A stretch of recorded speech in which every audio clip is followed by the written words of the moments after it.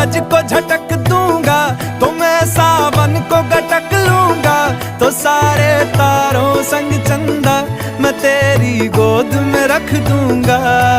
बस मेरे लिए तू खिल के कभी मुस्कुरा देना।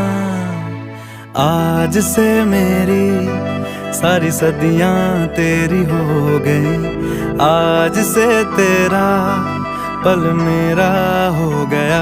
वो तेरे कांधे का